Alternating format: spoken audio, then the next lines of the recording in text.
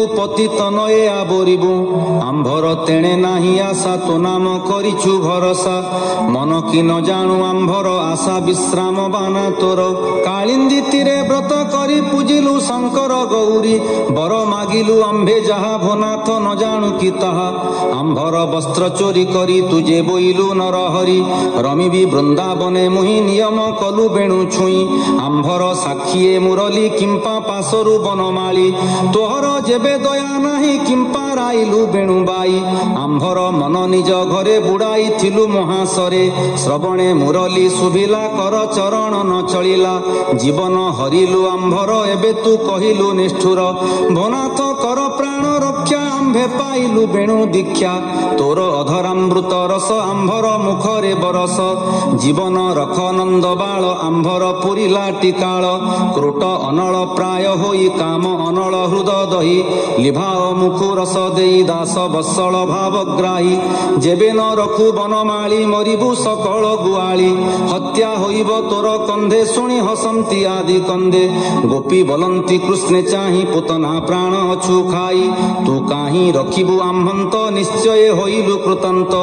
मरिबु तोहर उपरे जीवन न रहे शरीरे भोनाथ तोहर पयरे कमला सेवे निरंतरे आंभर प्रिय अटु तुही आसान छेद भावग्राही तोहर पादर तुलसी माला करिण ब्रह्म राशि कबरी भार सज करी तो पादे सेबिबु मुरारी तोहर पाद हृद गते मुनिए भजुथंती नित्ये से पादे पशिलु शरण जीवन रख नारायण बोलंती सुख मुनि बर शुण हो कृष्ण रस सार देखिण गोपी विकल दया बसिला दिमूल आनंदे बेनी भुज तोली आस बोइले बनमाली बाहु विस्तारी कले कोल विश्व स्वरूपी आदि मूल आकर्षी आनी निज करे हृदय लगाई कोल कले ताकि जे थिला जोग माया शून्य रे विकासिला काया अत्यंत दिव्य रूपमान सुरेख तिलक बदन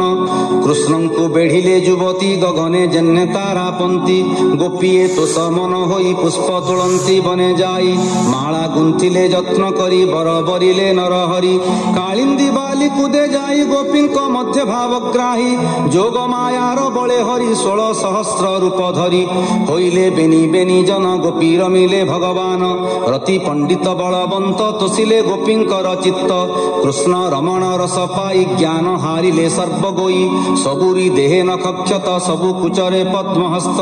सकले आलिंगन पाई हरस होई सर्वगोई मने विचार कले नारी स्वामीर गर्भ मने धरी आंभर प्राय भाग्यवंत नाही नहिबे जगत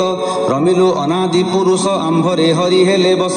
गोपीए वृंदावती नामे थिला से कृष्ण सन्निधाने पूर्वे से अच्छी तप करी गोविंद तार भुज धरी छंदिले गोपींकर मन कृष्ण होइले अंतर्धान बोलई दास जगन्नाथ बने निरोपी कृष्ण पथ से दयामय हरि पादे मन मोरहु अप्रमादे सुजन जनंकर हित कहई दास जगन्नाथ इति श्रीमद्भागवते महापुराणे पारमहंस्यां संहितायां दशमस्कन्धे पूर्वार्धे भगवतो रासक्रीडा वर्णनं नाम 30 अध्यायः।